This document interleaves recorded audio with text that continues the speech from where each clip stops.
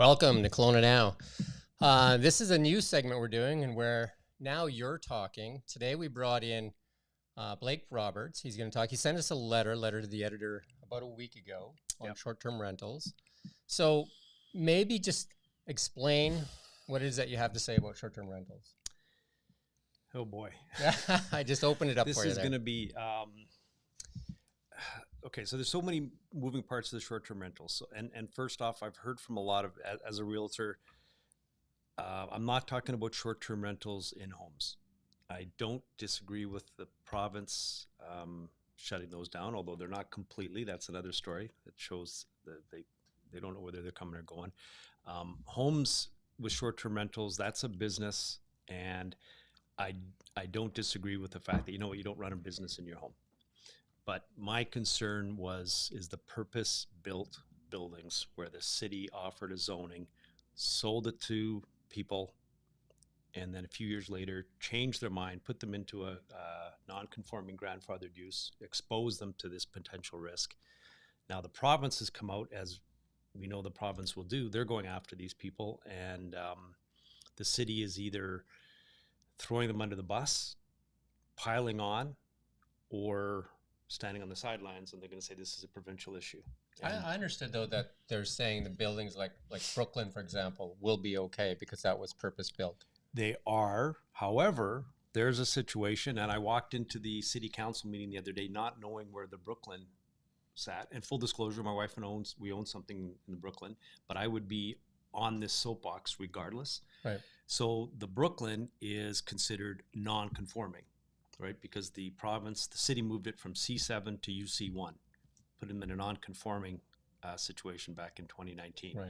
We had already bought, we were in that process, went to the city, asked, okay, what does this non-conforming grandfathered mean? And the answer we got was, this is for new buildings. No new buildings won't be able to short-term, but this is how this is sold. You're fine. Okay, we trusted the city, right? But now, because they are in a non-conforming situation, if you look at the legislation from the province, they're going to they're not going to honor the non-conforming anymore. Well, I think that's up to the city, though. That my understanding that cities can opt out of those. The city, the way I'm reading it, and here's where the confusion is: the cities can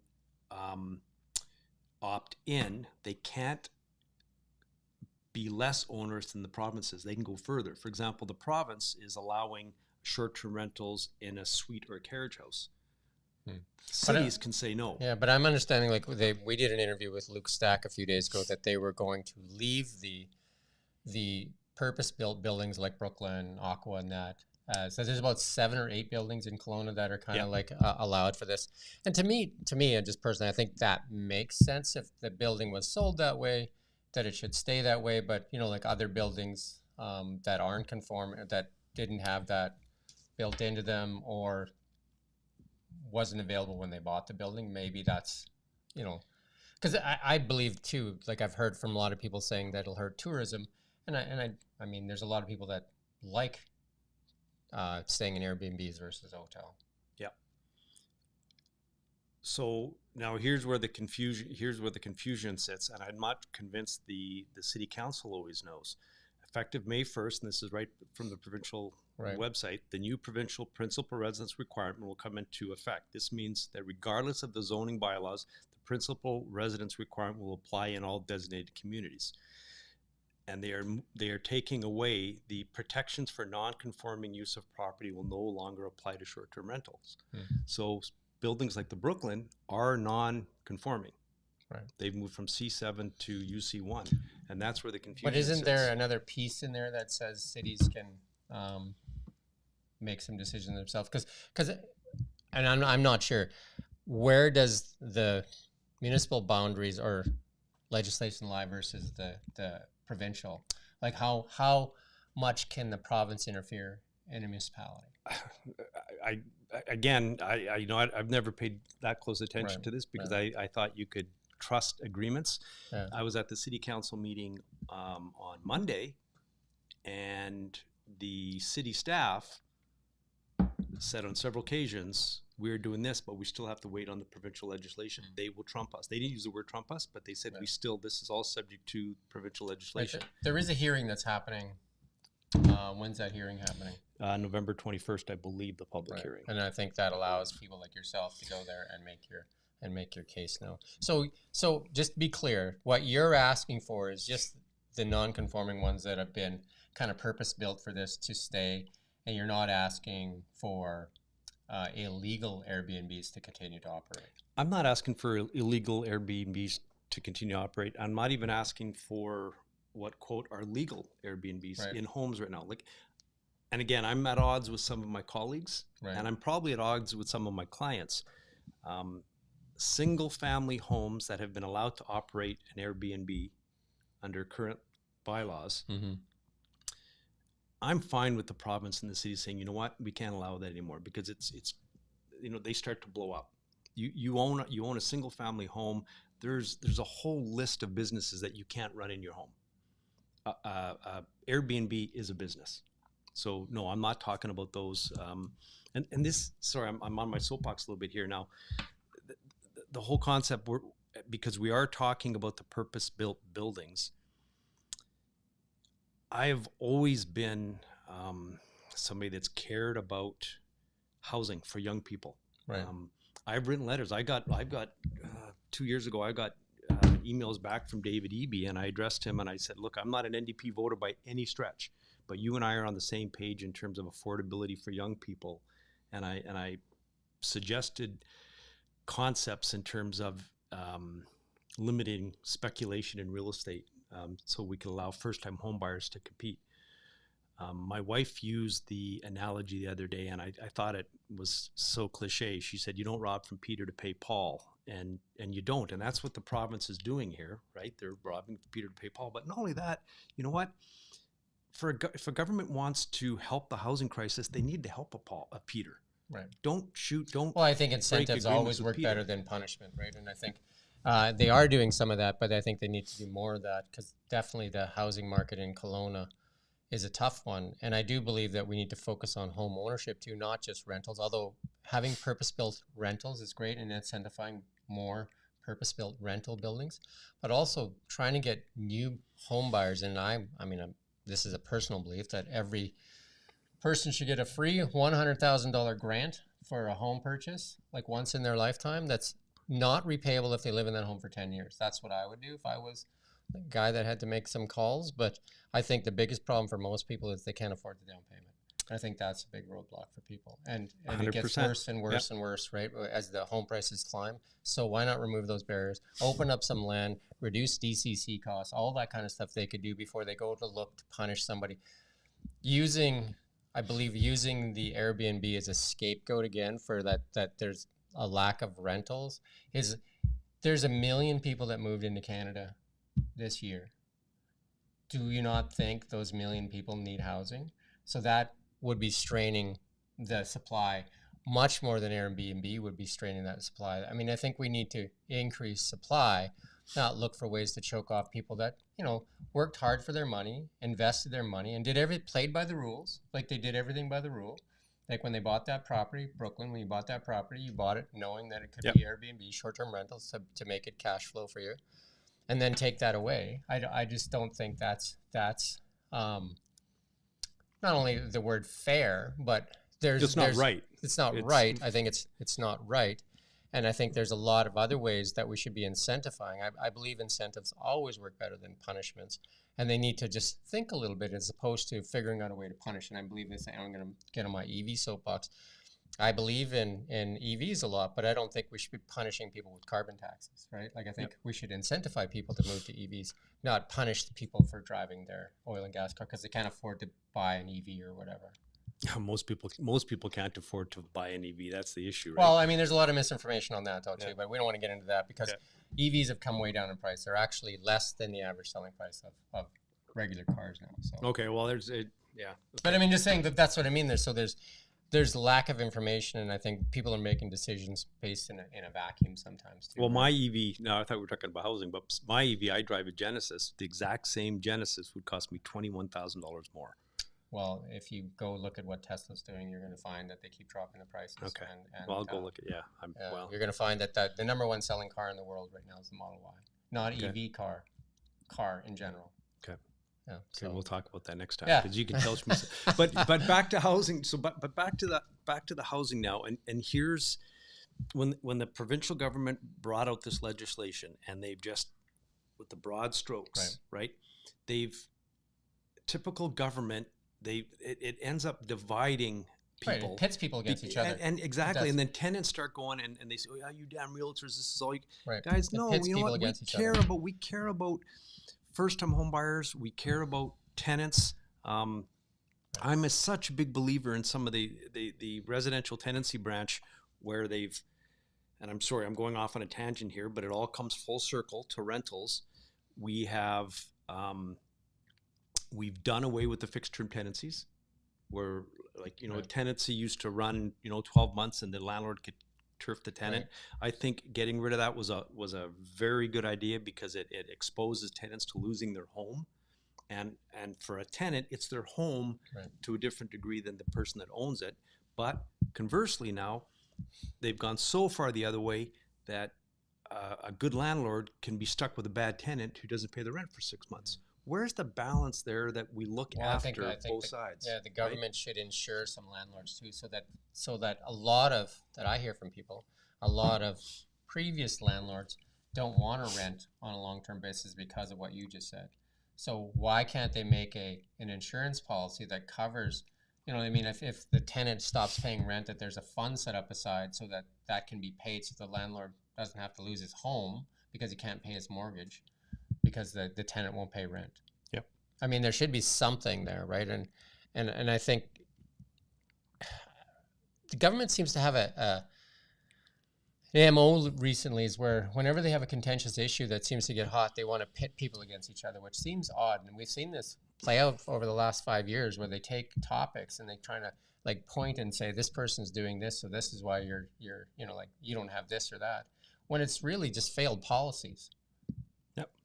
Do you know what I mean? Like failed policies, instead of encouraging people to invest more money to build more homes and removing, like in Kelowna, like why don't we have more places to build? Why are DCCs so high?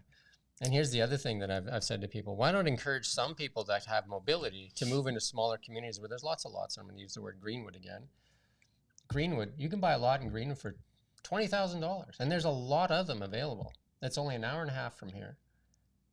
So if somebody's in their 50s and doesn't mind, like living in Greenwood, why not incentivize them to move to Greenwood, which frees up more space here? Instead, we're kind of pushing everybody into high density areas. We're pushing everybody into we have the Northern Living Allowance. Right. We push everybody into high density areas, and then we say there's no housing, right?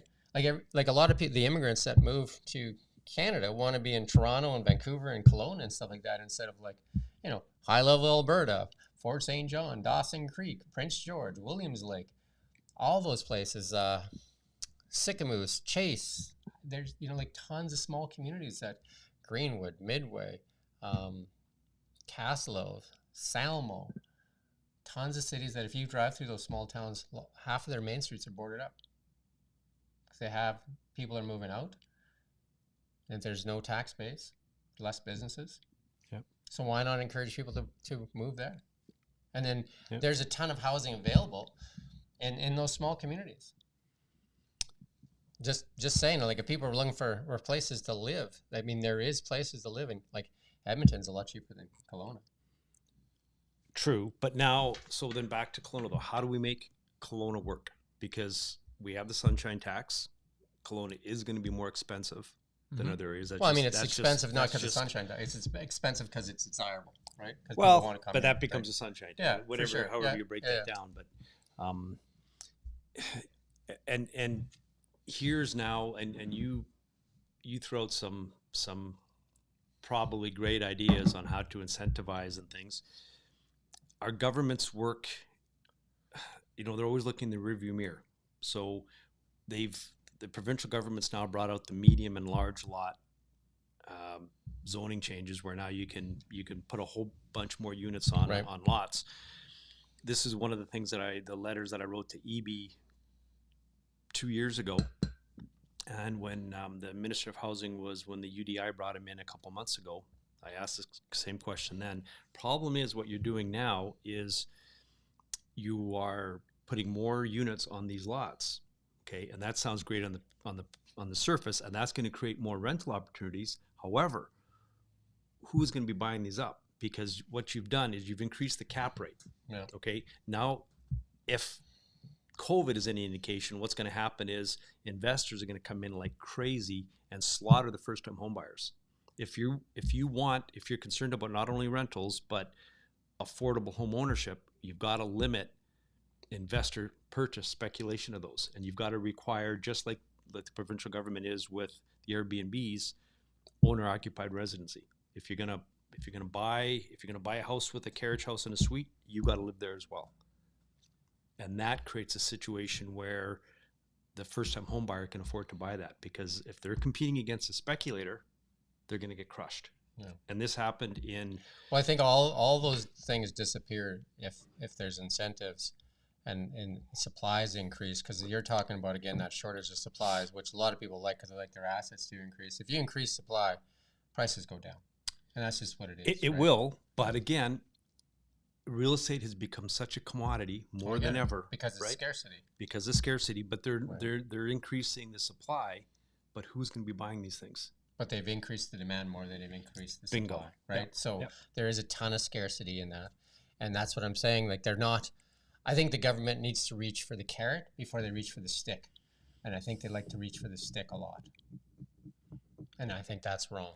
Yep. I just think they need to stop. They need to like start to think, how do we? I'll give you, for example, solar power. There's incentives out there basically for a free solar system on your home. It's like jumping through 20 hoops. Most people can't figure it out. And I would agree with that, because I know people that have paid $11,000, $12,000, $13,000 for solar panels. So if there's incentive programs out there, they didn't know about them, or they weren't. Do you know what I mean? Like there's programs out there, yet the education process is missing. Yeah. Right? Do you know what I mean? Like I put it on my roof, and basically you can have, and I mean, I'm more than willing to share that information. We're going to do a show on it actually, but I just think that the amount of hoops and the websites you have to go to find that information seems silly, right? So like, why not encourage builders and for young people, offer them a zero interest loan that's non-repayable if they stay in that home for 10 years. Do you know what I mean? Like it's basically grant. If they sell that home before 10 years, they have to pay it back. Yep. And then, you know what? They're going to work as hard as they can to keep that $100,000 of equity. More lots, more homes. We're not thinking about the first-time home buyer in this province. Because they think it's all should be all renters for some reason. I don't know why that is, but because I talk to a lot of young people, and they've basically given up the thought of even home ownership because they don't think they'll ever be able to afford the down payment. And if people lose that hope, that's pretty sad. And our province that is supposedly, they care about people. The property transfer tax threshold for first-time home buyers not to pay it is $525,000. Yeah. When was the last time a house? Right. When was the last time a house was $525,000? So the stuff there's no common sense. So I would challenge politicians to say, like, start thinking of ideas, creative ideas, or tap the business community, because people have ideas, right? Instead of all you want to do is legislate punishment towards people. Like we've seen that through COVID, like all the stuff that has been pushed onto businesses. And I know so many people that are still hurting from that and may not recover. And it's really hard, this amount of stuff. And they say there's help, but it's almost impossible to find the help. And I give you an example of our Bill C-18 that we're in the middle of. Yep. We're a ping pong ball with the federal government and big tech. We have no say. We can't phone big tech. There's nobody to call, right? And the federal government won't listen to us. And we're the ones getting crushed. That doesn't bother the federal government, right? It surely doesn't. Works for the federal government. Surely doesn't and it surely doesn't bother big tech, because they just another record earnings thing. So who suffers? Independent media getting locked out, right? The logic of I thought we were talking to short-term rentals. Yeah, right. No, I know. General, but this thing, right? And I have no skin in the game on Bill C-18, but the logic of the feds telling Google and Facebook, if you want news, you're going to pay for it. And they're saying, well, hang on, we're this great source already. People are sharing the information. Businesses like yours are able to sell more advertising because they've got the sharing. We never asked Facebook for money. Never asked Facebook. We put our stuff on Facebook willingly, as did CBC, as did CT. Facebook steals nothing. They steal Facebook nothing. steals no content. Yep. They have to willingly put it on there. Yep. So if you don't want to put it on there, don't put it on there. Don't put it on there. But so to say that Facebook has to pay us, we never asked for money. We never once asked Facebook for money. It was a symbiotic relationship for us, right? Like you say, we put it on there, we get traffic from it, right? Yeah. So win-win. Sure, they make some revenue off of it. Oh, they're making huge revenue, but it is what it is. But it's capitalism, right? Yeah. Like it's but we never asked them for a dime, and we're not asking them for a dime. We're just asking them to, like I think the community needs news, like during the fires. Like people were scrambling to get information, and we're blocked out because most people get their news from social media. That's where they get it. Hey, like I volunteer with junior sports. Not being able to share for our league, I volunteer. Yeah. I do marketing for the British Columbia Football Conference and sharing Okanagan Sun stories and things. Our league and our teams lost the ability to share stories to attract people. Like the fact that and again, the short-term rentals here, but the fact that the Liberal government thought that they could tell Facebook and Google pay for these news stories, or else. What did they think they were going to do? They were going to, well, we don't need you guys. Fine, we won't share it. And it's just like I said, that hello, they didn't ask us, right? Yeah. And any outlet that says that they wanted money from Facebook, I mean, just stop putting your stuff there. Yeah. Right? Do you mean like it seems odd to me? But back to short-term rentals. I think if their logic is to increase supply of rentals, why not incentivize people to build more rental homes? And that's easy to do. See, they seem to have a blank checkbook for a lot of things. And why isn't it that for this, right? Do you know what I mean? Like, why not incentivize and have people build? Make it so that the person that has an Airbnb says, you know what? It's sure a lot easier to rent that place out on a long term because I don't have to worry about a bad tenant or anything because I'll just have, the government will backstop me. And then they just have less headache because they're not like dealing with a new renter every day. Like I think a lot of people would probably choose long-term rentals because it's less headache, right? As long as there's some backstops in there, right? I 100% agree. An insurance policy of some type that the federal government or provincial government kind of backstops people and says, hey, if you get a tenant that won't leave or whatever, and for whatever reason, this fund kicks in and covers you until it's okay. It's I 100% agree. However, I'm just thinking short term right now with the gun that's pointed at the head of these people that bought in these purpose-built buildings. In the here and now, the provincial government brought out legislation that is going to cost these people their investments who bought in good faith. The city provided investment opportunities with zoning of the day. Yeah. The city there's lawsuits that probably happen, right? But here's the thing: we should be able to avoid that. Now, with our mayor Tom Dias, who I wildly supported when he ran for the position, and I still do. Tom's a businessman. I got a lot of faith in him, and I'm hoping that we have a politician here that goes, oh, maybe I didn't handle this one quite right. Again, because the city offered these investment opportunities. When Tom was running for the mayor's chair, 3 different times I heard him talk about short-term rentals because he and I thought were on the same page, but he mentioned Brooklyn 3 times. And I stopped him. Tom, that was a purpose-built building. That's not an illegal Airbnb by definition. And I'm not surprised that the provincial government came up with legislation where they just run over people that had signed agreements, valid, purpose-built buildings. I'm not surprised one bit that the NDP did that. I am so disappointed in our city that they're not speaking up and going, hang on, we're with you. We want to help with housing, but we made agreements with these people. I mean, all people have is their word too, though, right, dude? When it comes down to it, I believe in law and order, and I believe in a lot of the stuff that goes on in our country, and I think that we need to just raise our voices and say, hey, this is how it's supposed to work, and I don't think that government should legislate away things they need to incentivize, not take away from somebody. You know what I mean? Like if you have a fisherman in the village and he's catching a lot of fish, and and then you'd say to him, well, you caught 10 fish, you have to give away 9 of the fish, instead of like, why not teach other people to fish? Do you know what I mean? As Well, opposed that's to that's not a productive community, right? If one person's out there gathering as much as he can, I believe he needs to share, but we also need to teach the other people to fish too, right? yes. And philosophically, I see where you're going, but I just want to beat this whole short-term thing home again, because I know some tenants are saying, understandably, oh, good on the profit, screw the short-term rentals. Guys, again, this isn't a zoning change. This isn't excuse me, this isn't a secondary use change, or this isn't a minor change to somebody's real estate. This isn't this is saying you bought real estate.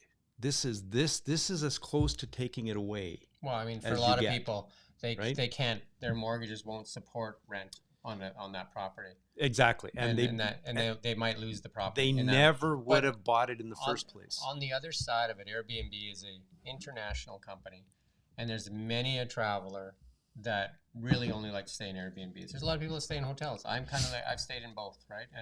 And I think both are great, but I do think offering choice to people, like lots of people can afford an Airbnb more than because in a hotel room, typically you're getting a couple of beds, whereas in an Airbnb, you're typically getting a kitchen and all that kind of stuff too, where you can bring a family and it's a lot cheaper for you to have that vacation. I'm trying to find, as you're talking, and you say, I thought you just got bored of me. And no, I'm listening. I'm trying to find an ad for our Airbnb. Right. And again, this isn't a personal. I would have this fight as a real estate agent. Sorry, I got to turn that off now. We've rented my wife has rented to a nurse who's under contract to KGH. She's there for 6 weeks. It's given a needed nurse a home. If there weren't Airbnbs, this woman wouldn't have an option. I mean, right? I think the tourism sector would suffer. I mean, there's a lot of restaurants in town that rely on tourism. There's a lot of activities, experiences, golf courses, wineries, all that kind of stuff. Kelowna is a very popular destination, and there's a segment of the population that don't want to stay in hotels. They want to stay in Airbnbs, and it's an international thing, right? Like we went to Mexico recently. And half of our stay was in a resort, the other half was in Airbnb, because it allowed me to cook breakfast every morning because I like to eat healthier. I can't do that in a restaurant, right? I mean, in a hotel, right? I can't fill a fridge with water and stuff like that. I mean, you don't get that, or the cost for that is this crazy. Like if you get a big suite in a hotel, I mean, it's going to be like triple. Well, the cost, they fill a niche, right? Yeah. But you know what? Even if the city, if nothing exists today, if Airbnbs did not exist, if these buildings weren't here, and the city said, we're building hotels, we're not going with Airbnbs, that would be an argument, okay, and valid. Again, my point is, you built these things. You let people buy these. I get that. And then you're shooting them in the foot. Like so I believe that I think that there'll probably be lawsuits if they do it that way. Like if the people that invested, fully well knowing that they invested in a property that was zoned properly and they didn't break any rules or laws or anything, they bought it on that. It's not like they're being sneaky and trying to convert their home to an Airbnb and not telling anybody. They have business license. So the business license was granted by the city. They collected those business licenses. They collect the taxes. The people pay tax on those Airbnb properties. So they're within the law all the way. And that's where if you went to the city council meeting, and it's online from Monday, I recorded it because I wanted to be able to save it for myself. So much of the conversation from city staff, they were talking about homes being suites, et cetera, being converted to Airbnbs, and that's an issue, and that's something they should be dealt with. But the muddying of the waters and the confusion in that, people walked out not knowing where their purpose-built buildings sat. So I had to go back and watch the meeting again to be clear myself because it wasn't clear. Here's a weird one for you. We have a home that has a 1,600 square foot walkout basement that's completely self-contained. It has a kitchen, laundry, 5 appliances, and 3 entrances. And it was basically, we've never rented it out because it says, we were told it's an illegal suite. So I'm not into breaking the law. So, and I've talked to council on this, and I think they may have changed that rule now, because it's too big. The maximum size for a legal suite was 995 or something square feet. Yep. So mine was illegal because it was too big. So how does that make I've sense? never, and again, I don't know if that rule has changed. I mean, you had a suite that might have fit a family that needed something Right. in a good area, and hey, maybe they've changed that. But I- yeah, that one but you never know what I made mean? sense to And me. I've talked to like the city staff and stuff Yeah. on that, and I'm just like, how does that make sense? So basically, what they told me I had to do, I had to wall off 500 square feet and make it dead, and then I could rent How it many out. bedrooms was the suite? 2 bedroom, 2 bath. So you could, okay, so I had to just wall make it, off one of the bedrooms because there's no other way to do it. I had to wall off a bedroom to make it a 1-bedroom suite. to make it a 1 bedroom suite to make it legal. So you had to make it something that a family couldn't live in. A I had to family, get it down to 995 a family square who feet. needed rental purpose suite. Right. You had one, and the city said you can't. Right. So they're now they're saying, oh, we're going after Airbnbs. I mean, there's tons of things that they could do right now. I mean, how is that suite I have? I mean, recently my daughter's moved back and she's moved into it now. Yeah. So it's sat empty for forever. I mean, it's not empty because we live in the house, but we could have had people down there, right? Yeah. And it's just odd, right? Anyway, Yeah. but, and I've also asked to, because we have a large lot. I've owned that house for 27 years, a large lot, and I wanted to build a triple car garage and a suite above it. And I was told no. Because you had the suite in the, but that's changing. You can add a second suite. That's coming. Yeah, because Yeah. they said to me I had to attach it to the house. Yeah. But I said, like, what? Like, do you know what I mean? Like, and I can't have a kitchen. I'm just like, okay. Like, I mean, do we need housing or do we not need housing? Yeah. Well, and in the city's defense, I know it's not easy, and there may have been bylaws back in the day. We evolve. Yeah. I'll it's not easy. But that and seems like a silly rule, no? probably, yeah. 1,500 square feet, too big. Yeah. Too big to be a rental. That one, Like, who made that rule? that one. Like, why would they make that rule? And they didn't give you an answer? No, I'm just saying to Yeah. you, like, what? Why would I don't be the know. purpose of that rule? I don't know. It's like, so if you have a rental, it has to be smaller than Yeah. like 995 square feet. Like, why that arbitrary number? Why do governments make some of the decisions they do? Let's talk about provincially now. Back to the short-term rental thing. The province has made all these short-term rental rules that are coming out in May. Yeah. And rental housing, long-term housing is so critical, but you can now rent out a carriage house or a suite as an Airbnb. I thought we needed long-term rentals. What? Provincially, you can. The city can override it, but the province in the legislation, you can rent out a suite to an Airbnb. I thought we needed long-term rentals. I have no Right? idea. It's totally confusing. Well, Anyway, I mean, now you're talking. You got a chance to say what you had to say. You're going to go to the November. What's the date of it? well, the funny part is I'm going to be in Mexico, but I'm going to Well, be you can zoom in. I am going to be zoomed in. I'm passionate about this, and I'm going to be asking our city, yes, do what we have to be concerned about affordable rental housing. I'm with you. Mayor Diaz, I'm with you. We spoke when you were running for the chair, but I'm just asking the city to be a conduit with the province to talk to the Minister of Housing and the Premier that, hey, you know what? We made agreements with these. We sold these buildings under a certain use. We have to honor those. You know where there's a better opportunity, and this is happening definitely in the States, and it's happening here too. Commercial real estate is having a tougher and tougher go, right? Because a lot of people just work from home and all that.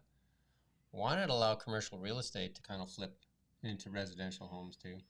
Like, like especially the top floors and stuff like that. I'm just Yeah, saying, you're there's a throwing lot of stuff at space me I there. should know as a realtor. I sell residential real estate, so I'd never thought about that. But But you know what I mean? There's a lot of commercial space that that could be dual purpose too, right? You think of all the commercial buildings Because you're not allowed to live in a commercial building, No, that's right? true. You're not allowed to live in a Yep. commercial building. Like Yep. I can't set up a bed here, although it's a great view. I Right? would sleep I'd, here. I'd, I you know, would some, sleep I'd here. rent my house out if I could live in here. Yep, I would. Right? Yep. So why not that? Right? Why not? That view is behind us. That's legit, by the way. I think people That's may the be real thinking deal, that's for the sure. real deal. Your lighting is we- terrible, though. It makes me look tired. Does Anyway, it? I digress. Yeah. Yeah. Yeah. Well, maybe we're getting older. Yeah. Anyway, But if you like what we're doing, like and subscribe. We'd appreciate that. Share this content. If you have something to say on either side, if you want us to, anything you want to do, anything you want to say, we're more than willing to listen. More than willing to have you sit in the chair that Blake's sitting in and chat. thanks, Jim. Appreciate it. You're welcome. Thank you for coming in.